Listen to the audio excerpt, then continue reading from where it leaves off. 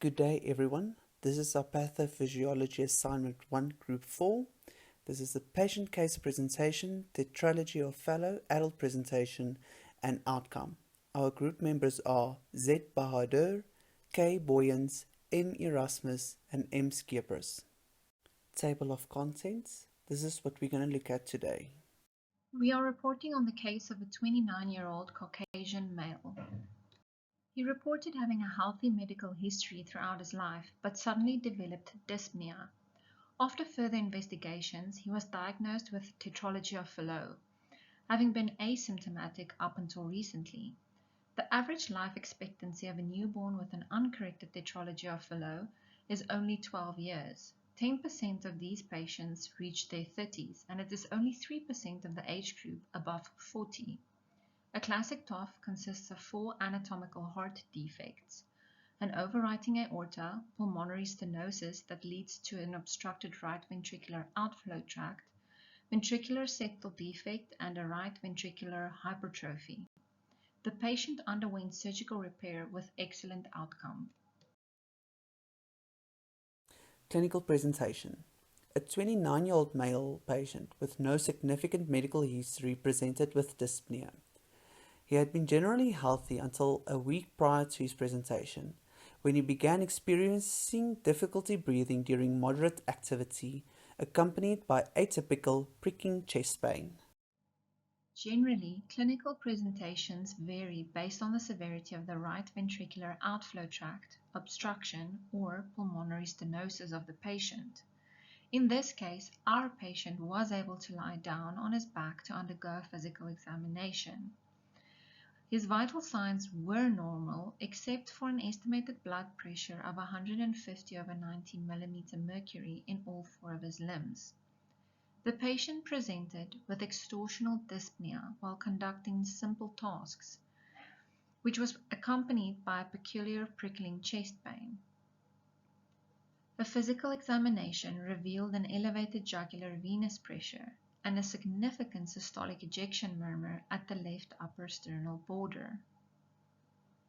The basic blood tests were normal, but the ECG revealed a right bundle branch block accompanied by a right ventricular hypertrophy strain pattern. Patients with TOF face a risk of neurodevelopmental impairments preoperatively, intraoperatively, and due to genetic predisposition. Nevertheless, TOF repair during adulthood carries a higher risk of developmental delays, developing arrhythmias, heart failure, and sudden cardiac arrest. The higher mortality in adults than the pediatric group is caused by the prolonged right ventricular dysfunction and pulmonary artery poor development, resulting in long-standing cyanosis affecting the quality of life. Diagnostic investigation. Electrocardiography was performed and the patient presented with right ventricular hypertrophy, right bundle branch block and a right axis deviation. Diagnostic investigation follows. Chest X-ray was performed and the patient had a normal shaped heart on X-ray and normal pulmonary vascular markers. Echocardiogram was performed as another diagnostic investigation. Right ventricular hypertrophy was seen in picture C, overriding aorta in picture A, right ventricular outflow tract obstruction was seen, especially pulmonary valve stenosis was seen in picture B on collar Doppler and normal Doppler, and large VSD can be seen in picture D. Diagnosis and differential diagnosis. According to all of the diagnostic investigation, Tetralogy of Fallot was confirmed. Differential diagnosis can be Eisenmenger syndrome. This is complication of congenital heart defects, including untreated TOF patients, where pulmonary hypertension develop, causing right to left shunt of the blood and cyanosis. Chronic obstructive pulmonary disease, COPD. This is an acquired condition, involves airflow limitation and can present with symptoms such as dyspnea, cough, and exercise intolerance, which may overlap with TOF patients. Pulmonary embolism. This is an acute condition that involves a blockage of the pulmonary arteries and can present with symptoms such as sudden onset of dyspnea, chest pain, and hemoptysis, which may mimic symptoms of TOF. Differential diagnosis continues. Coronary artery anomalies, anomalous origin or cause of the coronary arteries can lead to symptoms similar to TOF, such as chest pain, shortness of breath, and exercise intolerance. Epstein's anomaly. This congenital heart defect involves abnormal tricuspid valve anatomy and displacement of the tricuspid valve leaflets into the right ventricle. It can present with cyanosis, right heart enlargement, and arrhythmias, which may overlap with TOF. And finally, mitral valve disease. Mitral valve abnormalities such as mitral stenosis or mitral regurgitation can lead to symptoms of dyspnea, fatigue, and heart failure, which may mimic TOF in some cases. Diagnostic integration. Diagnostic test of the patient follows the criteria of TOF. Echocardiographic features like right ventricular hypertrophy, large VSD, RVO2 obstruction, and overriding aorta. On ECG, it shows right ventricular hypertrophy and right axis deviation. With the worsening of pulmonary stenosis, the pressure increases in the right heart, causing right to left shunt when active, and not enough blood to the lungs for oxygen exchange, thus causing dyspnea. The higher pressure in the right ventricle leads to right ventricular hypertrophy.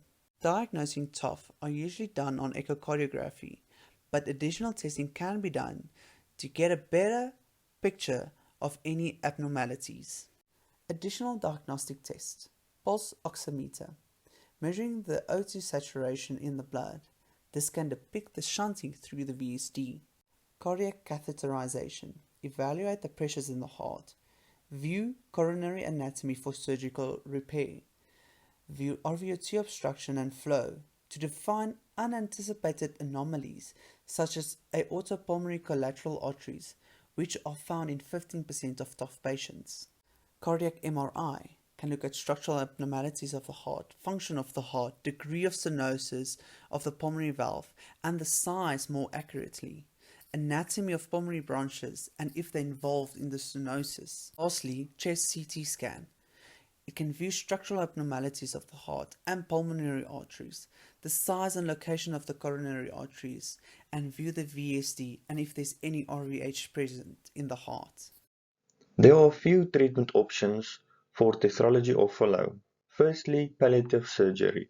This increases blood flow to the lungs, where a shunt is placed between the pulmonary trunk and the aorta.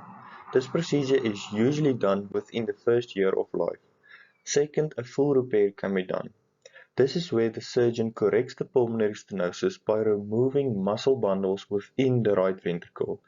This prevents further right ventricular hypertrophy. The closure of the ventricular septal defect closes off the overriding aorta, as well as preventing a mixture of deoxygenated blood and oxygenated blood entering the systemic circuit via the left ventricle. In the case a patient presents with a patent ductus arteriosus, prostatin can be used to keep the PDA open and prevent it from closing, ensuring that the lungs still receive blood via the PDA. The etiology of Tetralogy of Fallot. Heart defects known as Tetralogy of Fallot are brought on by a confluence of developmental, environmental, and genetic factors. Its development is influenced by chromosome abnormalities, environmental exposure, genetic predisposition, multifactorial inheritance, and embryological variables. Although the precise cause of Tetralogy of Fallot is unknown, research indicates that chromosomal abnormalities, multifactorial inheritance, environmental exposure, and gene mutations are some of the factors that contribute to its complex etiology. The epidemiology of Tetralogy of Fallot. Tetralogy of Fallot is the most prevalent among the cyanotic congenital defects. 10% of children with congenital cardiac disease have Tetralogy of Fallot, and 3 to 5 instances out of every 10,000 live births are the prevalence of Tetralogy of Fallot. Tetralogy of Fallot affects both males and females equally, and can be associated with certain genetic syndromes and chromosomal abnormalities. Advances in medical and surgical management have improved the prognosis for individuals born with Tetralogy of Fallot, with many infants now undergoing corrective or palliative surgery in early infancy. However, long-term outcomes can vary depending on the severity of the defect, associated abnormalities, and surgical intervention effectiveness. According to research finding, a 98.6% survival rate was noted within 1 year, a 97.8% survival rate was noted within 5 years, a 97.1% survival rate was noted within 10 years, a 95.5% survival rate was noted within 20 years, and finally a 94.5% survival rate was noted within 25 years. The pathogenesis of Tetralogy of Fallot. The ventricular septal defect. Due to this abnormality, deoxygenated blood can enter the left ventricle from the right ventricle rather than being pushed to the lungs. Pulmonary stenosis. This is the narrowing of the pulmonary artery. This constriction decreases blood flow to the lungs, which in turn decreases blood oxygenation and causes the right ventricular hypertrophy. The overriding aorta. The left ventricle gives birth to the aorta, which is the primary artery supplying the body with blood. In Tetralogy of Fallot, the aorta is moved slightly to the right, overriding the VSD, causing further mixture of oxygenated and deoxygenated blood. Tetralogy of Fallot is caused by improper cardiac development during embryonic development. Tetralogy of Fallot can result from any disturbance to the heart's formation of the endocardial tube in the early stages of fetal development. The particular defects observed in a Tetralogy of Fallot can result from genetic mutations or environmental factors interfering with the heart's development. As described in the previous section, a classical Tetralogy of Fallot patient has 4 distinct anatomical key features that each plays a specific role in the disease's pathological and clinical progression.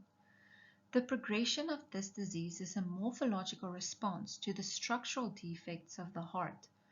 Over time, the physical forces from the abnormal flow of blood and blood pressure patterns results in irreversible damage.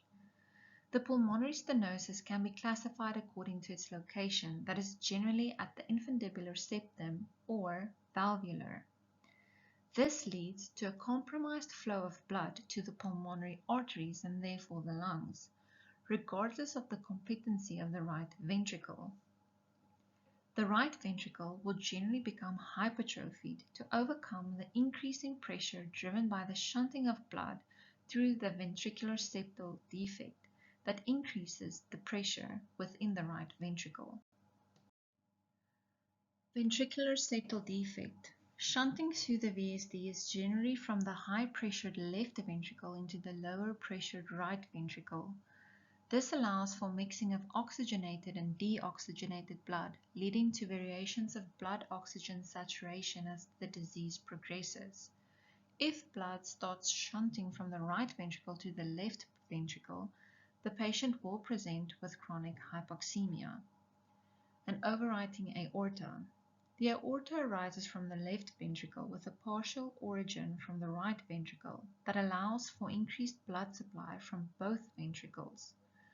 This leads to the dilatation of the aorta. If the right ventricle supplies more deoxygenated blood to the systemic circulation, a patient will become increasingly cyanotic with age. The clinical progression involves a spectrum of symptoms ranging from mild to severe that depends on the degree of pulmonary stenosis and other associated abnormalities. Common symptoms in adults include bluish discoloration of the skin, shortness of breath, fatigue, exercise intolerance, and palpitations. As Tetralogy of Fallot patients progresses, individuals may develop complications such as arrhythmias due to the stretched atriums, heart failure, infective endocarditis, pulmonary hypertension, or stroke. Some adults with Tetralogy of Fallot may require additional interventions, such as pulmonary valve replacement or repair, to address late complications and improve symptoms. Regular monitoring of a cardiologist is essential to detect and manage complications early, optimize treatment, and improve long-term outcomes. The outcome of TOF in adults varies depending on factors such as the severity of the defects, presence of complications, and access to appropriate medical care. With advances in surgical techniques and medical management, many adults with Tetralogy of Fallot can lead relatively normal lives with appropriate treatment, follow-ups, and interventions. However, some individuals may experience progressive deterioration in cardiac function, leading to reduced quality of life and increased risk of complications. In severe cases, complications such as heart failure, arrhythmias, or pulmonary hypertension may lead to premature death. Early detection, timely interventions, and comprehensive care are essential to optimize outcomes and improve the prognosis for adults with Tetralogy of Fallot. The pattern of pathology of Tetralogy of Fallot and the diagnostic tests which are done by clinical technologists. The pathogenesis of Tetralogy of Fallot involves a combination of genetic and environmental factors leading to developmental abnormalities in the heart during embryogenesis. During fetal development, errors in the formation of the heart structures result in 4 characteristic defects seen in TOF. This is known as pulmonary stenosis, VSDs, overriding aortas, and right ventricular hypertrophy. The progression of the disease can vary, but it generally follows a pattern where the degree of pulmonary stenosis worsens over time due to the narrowing of the pulmonary valve. This leads to increased right ventricular pressure and hypertrophy as the heart works harder to pump blood through the narrowed valve. The severity of cyanosis, blueness due to reduced oxygen in the blood, can fluctuate depending on the degree of pulmonary stenosis and the size of the ventricular septal defect. Without surgical intervention to correct the defects, individuals with TOF may experience progressive symptoms such as dyspnea, fatigue, cyanosis, and arrhythmias, which can impact their quality of life and overall health. Early surgical repair is typically recommended to improve outcomes and alleviate symptoms. Diagnostic tests which are done by clinical technologists, which are helpful in diagnosing Tetralogy of Fallot, include echocardiograms and electrocardiograms, as well as cardiac catheterization. During echocardiograms, it's a non-invasive test which uses ultrasound waves to create images of the heart structure and its function. It can identify the characteristic abnormalities of TOF, which includes pulmonary stenosis, ventricular septal defects, overriding aorta, and right ventricular hypertrophy. Electrocardiograms or ECGs, this test records the heart's electrical activity and can detect abnormal arrhythmias and signs of right ventricular hypertrophy, which is common in Tetralogy of Fallot. Cardiac catheterization is done in the cath laboratory, whereby dye is injected into various chambers of the heart and can see the various characteristics of TOF.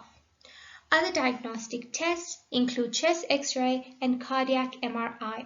Chest X-ray can reveal the size and shape of the heart and show any abnormalities such as an enlarged heart or reduced blood flow to the lungs, which may indicate TOF. And cardiac MRI, magnetic resonance imaging, provides detailed images of the heart structures and blood flow and can help evaluate the severity of pulmonary stenosis and other abnormalities in TOF. Chest X-rays and cardiac MRIs are not performed by clinical technologists, but they are helpful in diagnosing Tetralogy of Fallot. Discussion. In modern times, Tetralogy of Fallot is typically diagnosed during childhood, but there's still a significant portion of cases diagnosed in adulthood compared to 50 years ago. Delayed presentations can occur due to mild symptoms and limited access to health care. Despite advancements in diagnostic tools and understanding of Tetralogy of Fallot, delayed diagnosis persists. Some individuals with untreated Tetralogy of Fallot can survive to adulthood, possibly due to favorable anatomical variations. Cardiac catheterization is crucial in managing Tetralogy of Fallot in adults to assess anomalies like aortopulmonary collateral arteries.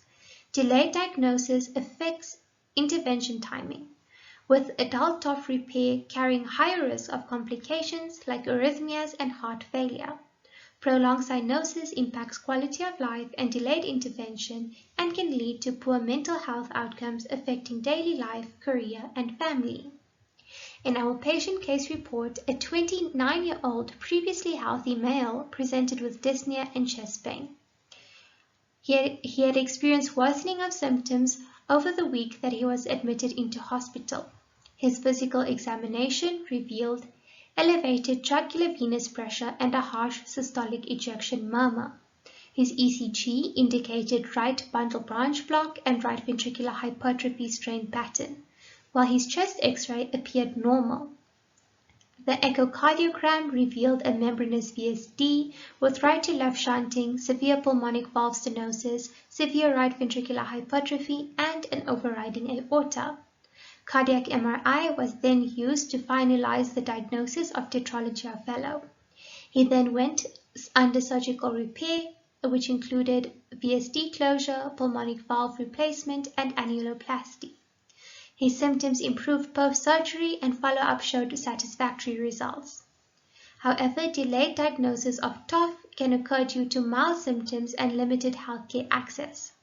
While adult TOF repair generally yields good outcomes, delayed intervention carries higher risk of complications such as arrhythmias and heart failure. This impacts both physical and mental health, as well as the quality of life. Conclusion. We reported a case involving a patient diagnosed with Tetralogy of Fallot in adulthood, highlighting that individuals with primary congenital diseases can go undiagnosed until later in life despite medical advancements. Delaying the diagnosis and treatment of Tetralogy of Fallot raises the risk of negative outcomes. Fortunately, our patients showed excellent post-operative recovery and had a favorable 2-year follow-up. It is essential for early detection through comprehensive physical examinations of newborns and early life screening echocardiograms, which can help identify Tetralogy of Fallot sooner. This can lead to a quicker surgical repair time and prevent further complications in adulthood.